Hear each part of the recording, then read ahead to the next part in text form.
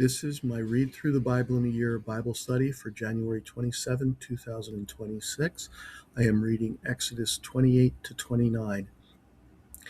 Then bring near to you Aaron your brother and his sons with him, from among the people of Israel, to serve me as priests, Aaron and Aaron's sons, Nadab and Abihu, Eleazar and Ithamar.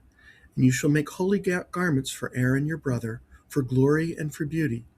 You shall speak to all the skillful whom I have filled with a spirit of skill, that they make Aaron's garments to consecrate him for my priesthood.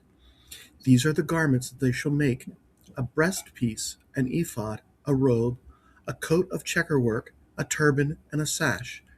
They shall make holy garments for Aaron your brother and his sons to serve me as priests. They shall receive gold, blue, and purple and scarlet yarns, and fine twined linen. They shall make the ephod of gold, of blue, and purple, and scarlet yarns, and of fine twined linen, skillfully worked. It shall have 2 shoulder pieces attached to its 2 edges, so that it may be joined together, and the skillfully woven band on it shall be made like it, and be of one piece with it, of gold, blue, and purple, and scarlet yarns, and fine twined linen. You shall take 2 onyx stones and engrave on them the names of the sons of Israel, 6 of their names on one stone, and the names of the remaining 6 on the other stone, in the order of their birth. As a jeweler engraves signets, so shall you engrave the 2 stones with the names of the sons of Israel. You shall enclose them in settings of gold filigree, and you shall set the 2 stones on the shoulder pieces of the ephod as stones of remembrance for the sons of Israel. And Aaron shall bear their names before the Lord on his 2 shoulders for remembrance. You shall make settings of gold filigree, and 2 chains of pure gold, twisted like cords, and you shall attach the corded chains to the settings. You shall make a breastpiece of judgment in skilled work. In the style of the ephod you shall make it, of gold, blue and purple, and scarlet yarns, and fine twined linen you shall make it. It shall be square and doubled, a span its length, and a span its breadth. You shall set in it 4 rows of stones. A row of sardius, topaz, and carbuncle shall be the first row, and the second row an emerald, a sapphire, and a diamond, and the third row a jacinth, an agate, and an amethyst, and the fourth row a beryl, an onyx, and a jasper. They shall be set in gold filigree. There shall be 12 stones with their names, according to the names of the son of Israel. They shall be like signets, each engraved with its name for the 12 tribes. You shall make for the breastpiece twisted chains like cords of pure gold. And you shall make for the breastpiece 2 rings of gold, and put the 2 rings on the 2 edges of the breastpiece. And you shall put the 2 cords of gold in the 2 rings at the edges of the breastpiece. The 2 ends of the 2 cords you shall attach to the 2 settings of filigree, and so attach it in front to the shoulder pieces of the ephod. You shall make 2 rings of gold, and put them at the 2 ends of the breastpiece, on its inside edge next to the ephod, and you shall make 2 rings of gold, and attach them in front to the lower part of the shoulder pieces of the ephod, at its seam above the skillfully woven band of the ephod. And you shall bind the breastpiece by its rings to the rings of the ephod with a lace of blue, so that it may lie on the skillfully woven band of the ephod, so that the breastpiece shall not come loose from the ephod. So Aaron shall bear the names of the sons of Israel in the breastpiece of judgment on his heart, when he goes into the holy place, to bring them to regular remembrance before the Lord. And in the breastpiece of judgment you shall put the Urim and the Thummim, and they shall be on Aaron's heart when he goes in before the Lord.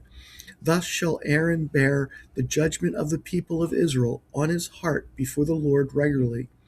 You shall make the robe of the ephod all of blue. It shall have an opening for the head in the middle of it, with a woven binding around the opening, like the opening in a garment, so that it may not tear. On its hem you shall make pomegranates of blue and purple and scarlet yarns around its hem, with bells of gold between them. a golden bell and a golden bell and a pomegranate around the hem of the robe. And it shall be on Aaron when he goes into the holy place before the Lord, and when he comes out, so that he does not die. You shall make a plate of pure gold and engrave on it, like the engraving of a signet, holy to the Lord. And you shall fasten it on the turban by a cord of blue. It shall be on the front of the turban. It shall be on Aaron's forehead, and Aaron shall bear any guilt from the holy things that the people of Israel consecrate as their holy gifts. It shall regularly be on his forehead, that they may be accepted before the Lord. You shall weave the coat in checkerwork of fine linen, and you shall make a turban of fine linen, and you shall make a sash embroidered with needlework. For Aaron's sons you shall make coats and sashes and caps.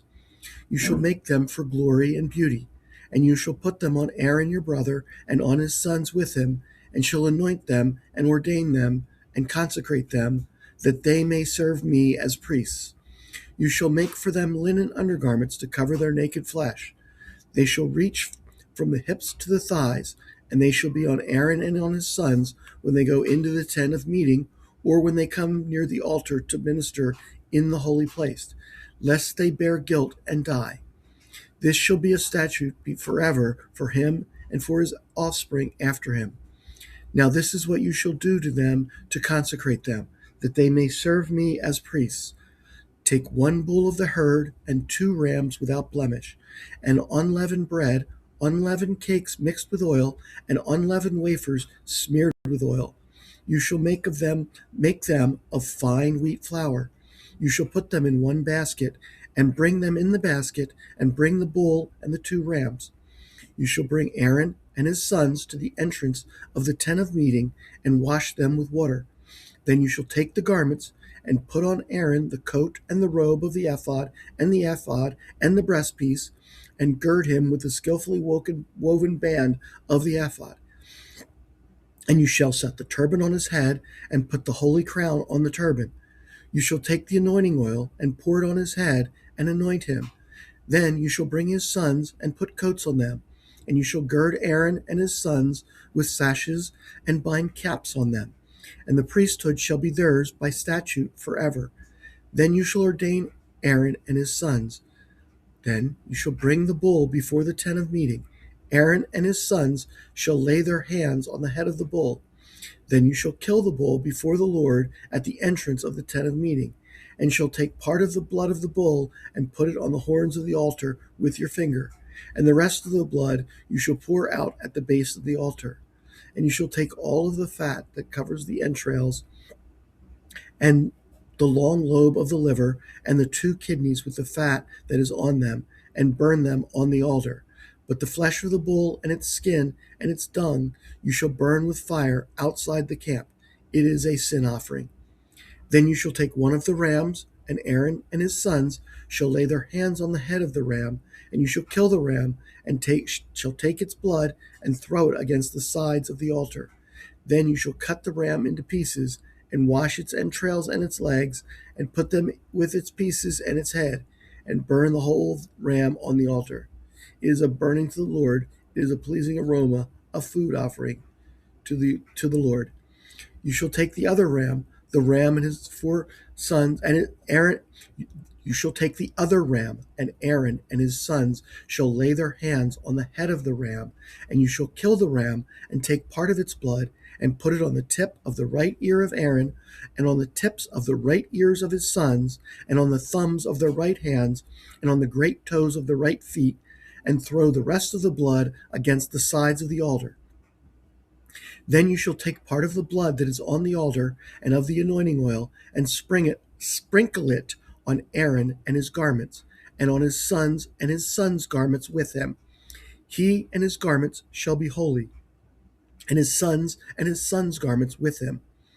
You shall also take the fat from the ram, and the fat tail, and the fat that covers the entrails, and the long lobe of the liver, and the 2 kidneys with the fat that is on them, and the right thigh, for it is a ram of ordination, and 1 loaf of bread, and 1 cake of bread made with oil, and 1 wafer out of the basket of unleavened bread that is before the Lord.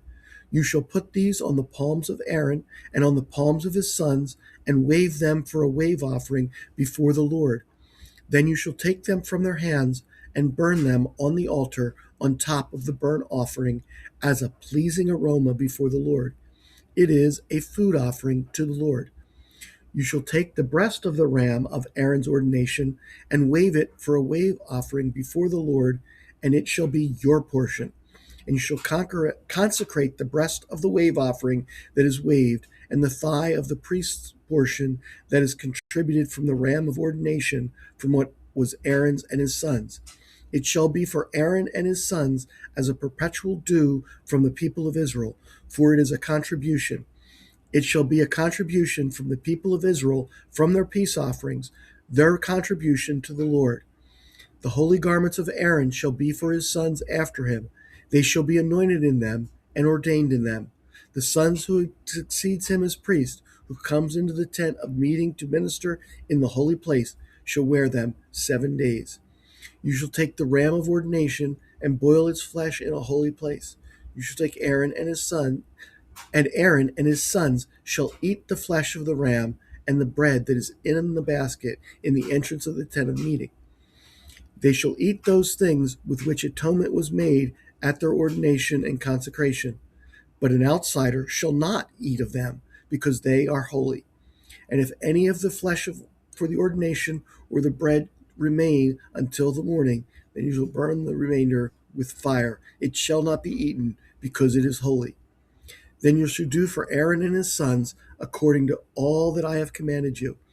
Through 7 days shall you ordain them, and every day you shall offer a bull as a sin offering for atonement. Also, you shall purify the altar when you make atonement for it, and shall anoint it to consecrate it. 7 days you shall make atonement for the altar and consecrate it, and the altar shall be most holy. Whatever touches the altar shall become holy. Now this is what you shall offer on the altar: 2 lambs a year old, day by day, regularly. 1 lamb you shall offer in the morning, and the other lamb you shall offer at twilight. And with the first lamb, a 10th measure of fine flour, mingled with 1/4 of a hin of beaten oil, and 1/4 of a hin of wine for a drink offering.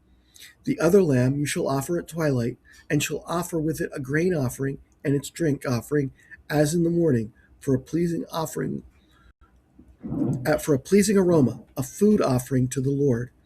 It shall be a regular burnt offering throughout your generations at the entrance of the tent of meeting before the Lord, where I will meet with you to speak to you there.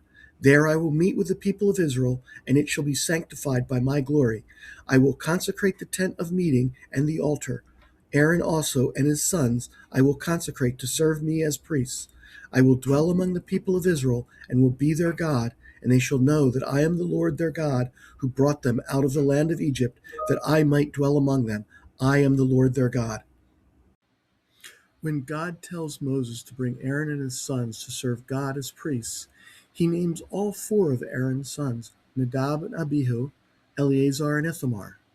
Yet back in Exodus 24, when God called Aaron and 70 of the elders of Israel to join Moses in coming before him on the mountaintop, he only called Nadab and Abihu.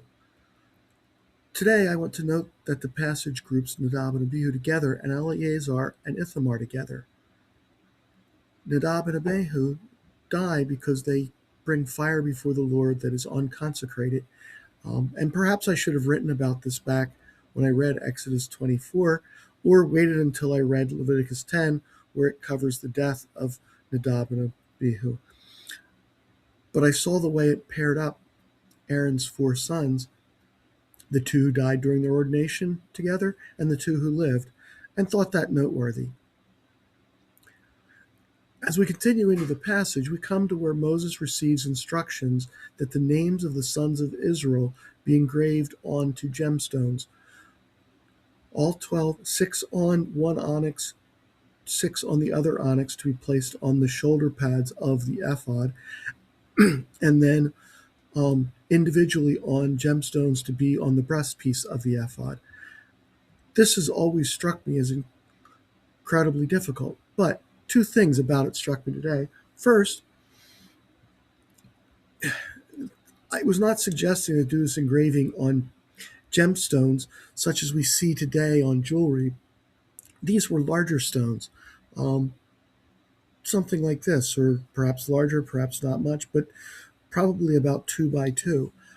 Second, the names would have been engraved in Hebrew lettering, which is more suited for engraving than the letters which we use today. I'm not saying that this engraving was not a matter of master craftsmanship, but rather I realize this that it's more practical and they would actually have been readable to somebody looking at it as opposed to what I'd always kind of imagined. And then further writing about this reminds me that this description is yet another evidence that the book of Exodus reflects more similarities to Egyptian practices than to Canaanite practices. I write about this because there is a common trope among skeptics that the worship of Yahweh rose out of Canaanite practices and that Yahweh was a Canaanite god who gradually over time became the Yahweh of the Bible, the solo creator God. However, if the elements of Exodus, Leviticus, Numbers, and Deuteronomy share more in common with Egyptian cultural practices than with the cultural practices of Canaan, that undermines the theory that the worship of Yahweh gradually emerged from Canaanite practices. That does not mean that the worship of Yahweh just emerged from Egyptian practices either. It would make sense for God to provide the Israelites with symbols which carried meaning from their experience in Egypt while transforming that meaning to his message to them. This is related to something I've seen about how a careful reading of passages of the Old Testament which bear resemblance to the myths of cultures around the Israelites shows those passages to be a critique and a counter to those myths that they resemble. So perhaps God used things that they were familiar with from other sources to make it more clear what he intended for them.